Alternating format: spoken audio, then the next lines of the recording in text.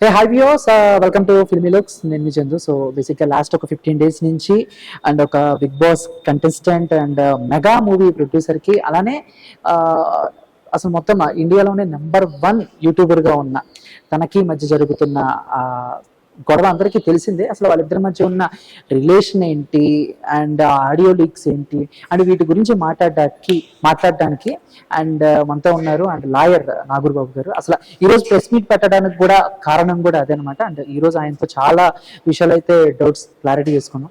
నాగూర్ బాబు గారు ఎలా ఉన్నారు? సో ఫస్ట్ ఆఫ్ ఆల్ మనం మ్యాటర్లోకి వెళ్లే ముందు ప్రస్తుతానికి సొసైటీలో జరుగుతున్న ఈ ఏమైతే ఉన్నాయో ఒక అబ్బాయికి ఒక అమ్మాయికి మధ్య ఉన్న రిలేషన్ సడన్ గా బయటకు వచ్చి సో నన్ను ఇలా చేస్తున్నాడు, నన్ను ఇబ్బంది పెడుతున్నాడు, తన వల్ల నేను ఇబ్బంది పడ్డాను అని సడన్ గా అమ్మాయి అబ్బాయి మీదకి తిరగబడ్డం కానీ వాట్ ఎవర్ ఏదైనా మనం చూస్తే ఆల్రెడీ ఒక ఇష్యూ జరిగింది. ఒక ప్రముఖ కొరియోగ్రాఫర్ కూడా ఇలాగే అండ్ ఇప్పుడు చూస్తే ఇది. సో అసలు ఏం జరుగుతుంది ప్రస్తుతానికి ఉన్న సమాజంలో?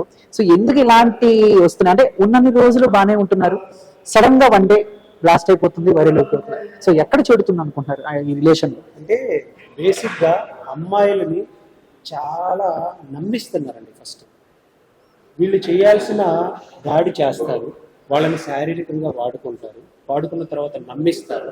ఎంత నమ్మిస్తారంటే ఇంకా నువ్వే నా సర్వస్వం, నువ్వు లేకపోతే నా జీవితం లేదు, సో నీతోనే నా జీవితం అనే నమ్మకాన్ని క్రియేట్ చేస్తుంది. అలా ప్రలోభాలకు గురి చేస్తూ ఉంటారు. సో ఆ సందర్భాల్లో బాధితురాళ్ళు అంటే విక్టిమ్స్ ఎవరైతే ఉన్నారో వాళ్ళు కూడా నమ్ముతారు.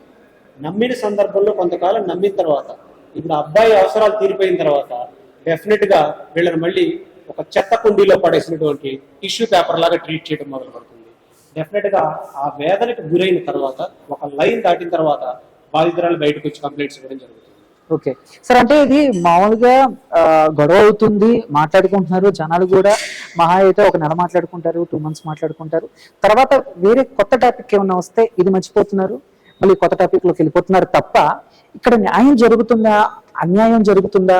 నిజంగా ఎవరి వల్లైనా ఒక వ్యక్తి బాధపడితే ఆ బాధపడిన వ్యక్తికి న్యాయం జరుగుతుందా, బాధపెట్టిన వ్యక్తికి శిక్ష పడుతుందా అనేది మాత్రం అది ఎంతవరకు ఈ కోర్టులు కేసులు అంటేనే జనాలు కూడా బాగా అలవాటు. అంటే ఎలాగంటే ఎన్ని మామూలే, ఎన్నో సాగ ఇప్పుడో అవుతుందిలే అన్నట్టు.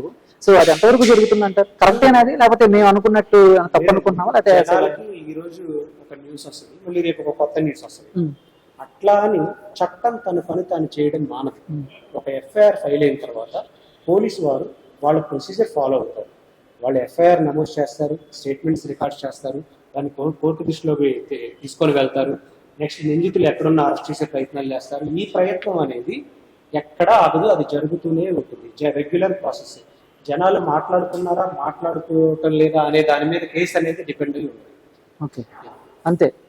సో ఇప్పుడు ఈ చూస్తే ఆడియో లీక్స్ కి సంబంధించి కూడా చాలా మంది దగ్గర ఒక క్వశ్చన్ మార్క్ ఉండిపోయింది. మీరు ఎవరివైపు అయితే నిలబడ్డారు, ఆ బిగ్ బాస్ కంటెస్టెంట్ ఎవరైతే ఉన్నారో, ఓటీటీకి వెళ్ళిన బిగ్ బాస్ కంటెస్టెంట్ ఎవరైతే ఉన్నారో, మీరు ఎవరివైపు అయితే పోరాటం చేస్తున్నారో ఆవిడ ఆడియో లీక్స్ కూడా బయటకు వచ్చాయి. ఏదో ఒక అక్రమ మద్యమం మీద 5 ఏళ్ల క్రితం నాకు లైసెన్స్ వచ్చింది, నేను డబ్బులు సంపాదించాలనుకుంటే చిటికలో సంపాదించగలను, నాకు ఎక్కడే కాదు విఐపీలతో పరిచయాలు ఉన్నాయి, ఫారెన్ లో కూడా నేను బిజినెస్ ఇలాంటి చాలా ఉన్నాయి. సో బయట జనాలు కూడా అసలు ఆ వ్యక్తికి వాళ్ళకి సంబంధం ఏంటి? ఒక పెద్ద కూడా అంటాడు, అమ్మాయి అవన్నీ చేయమాకమ్మా, నువ్వు దొరికిపోతావేమో, మళ్ళీ ఇబ్బంది అది ఇది అని చెప్పేసి. సో ఏంటి ఓవరాల్ గా దాని గురించి మీరేం ఆడతారు? ఇప్పుడు మీరు ఒక చాలా సింపుల్ లాజిక్ ఆలోచించండి. ముక్కు ముఖం తెలియని వ్యక్తి దగ్గరికి ఏ అమ్మాయి అయినా వెళ్ళి నేను ఇలా చేస్తున్నాను, నా వ్యాపారాలు ఇవి, నేను అది, నా స్టేటస్ ఇది అని చెప్పదు. అంటే మీ ఇద్దరి మధ్య అంత ఇంటిమెసీ ఎందుకు వచ్చింది? నువ్వు పెళ్లి అనే వాదనని అడ్డం పెట్టుకొని నువ్వు నీ అక్రమ సంపాదన ఏంటో తనకు చెప్తూ ఇల్లీగల్ బెట్టింగ్ తోటి తనేంటో తెలుసుకోవాలనే ప్రయత్నం చేసావా? అసలు తనే మాట్లాడిందా? అవి స్క్రిప్టెడా, ఎడిటెడా, ఫ్యాబ్రికేటెడా? ఇవన్నీ ఫోరెన్సిక్ పంపించిన తర్వాత కోర్టు పరిధిలో యాక్సెప్టబుల్ అయిన తర్వాత మాత్రమే దానికి లీగల్ శానిటీ ఉంటుంది. అప్పటి వరకు దానికి లీగల్ గా ఇది ఆ అమ్మాయి ఏ పరిస్థితుల్లో మాట్లాడింది, లేదా నువ్వు మాట్లాడించావా, లేదా నువ్వు ఒక సందర్భం ఇచ్చి నువ్వు డైరెక్టర్ కాబట్టి మాట్లాడమని చెప్పావా అనేది ఎవ్వరూ తేల్చలేదు. అసలు అది ఆ అమ్మాయి వాయిస్ అనేది కూడా ఫోరెన్సిక్ నివేదిక ఇచ్చిన మాత్రమే మనకు తెలుస్తుంది. ఈ హర్షసాయి అనే వ్యక్తి నిజంగా ఈ ఆడియోస్ అన్ని తన దగ్గర ఉండి ఉంటే, తను సెలబ్రిటీ కాబట్టి ముందుగానే పోలీసు వారి దగ్గరికి వెళ్ళి ఒక ఫిర్యాదు చేసే అవకాశం ఉంది.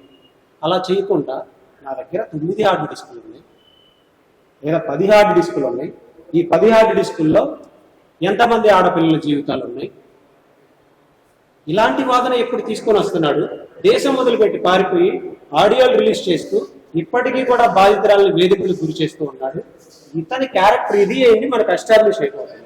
మీరు చూసే ఆడియో, మీరు విన్నటువంటి ఆడియోను బేస్ చేసుకొని ఒక ఆడపిల్ల జీవితాన్ని మనం డిసైడ్ చేయలేము. కనీసం కంప్లైంట్ కాపీ ఏంటో కూడా తెలియకుండా ఆ ఆడియోలు బేస్ చేసుకొని ఇష్టం వచ్చినట్టు మాట్లాడుతున్నారు. కాబట్టి నేను కోర్టును అప్రోచ్ అవ్వడం జరిగింది. కోర్టు కూడా ఎవరెవరైతే ఆ ఆడియోలు పెట్టారో వాళ్ళందరూ కూడా మీద లీగల్ యాక్షన్ తీసుకోమని, అవన్నీ డిలీట్ చేయమని కూడా జరిగింది. ఓకే, సో అటు మీరు అన్నట్టు ఇప్పుడు మీరు ఏ పేరైతే ఎత్తారో ఆ హర్ష సాయి అనే వ్యక్తి ఒకవేళ మళ్ళీ ఇండియాకి వస్తే, సో మీరు అనుకున్నట్టు అన్ని ప్రూవ్ అయ్యి తండ్రి తప్పు అని రుజువు అయితే, సో తనకు పడే శిక్ష ఎలా ఉండబోతుంది అనుకుంటారు? హర్ష సాయిది తప్పు అయితే డెఫినెట్ గా అతనికి ఇందులో 10 సంవత్సరాలు, ఈ సెక్షన్స్ ప్రకారం 10 సంవత్సరాలు శిక్ష పడే అవకాశం ఉంది. అతను దేశం వదిలిపెట్టి పారిపోయాడు అంటే తను ఇంటెన్షన్ లాగా ఏం చేయాలనుకున్నాడో, ఎలా బ్లాక్మెయిల్ చేయాలనుకున్నాడో, ఎలా ప్లాన్డ్ గా చేశాడని అర్థమైపోతుంది. నిజంగా అంత సెలబ్రిటీ స్టేటస్ లో ఉన్నప్పుడు దేశం వదిలిపెట్టి పారిపోడు, నిజాయితీగా పోలీసు వారి ముందుకు వచ్చేసేసి తన దగ్గర ఏవైతే ఎవిడెన్సెస్ ఉన్నాయో అది ఇస్తాడు. జరిగింది ఇది అని తనకి కూడా సర్కిల్ ఉంది, తనకి కూడా డిపార్ట్మెంట్ లో తెలిసిన వాళ్ళు ఉన్నారు. తనకి కూడా ఒక యువసామ్రాట్ రవి అనే వ్యక్తిపై ఒక 3 తప్పుడు ఎఫ్ఐఆర్లు చేయించగలిగాడు.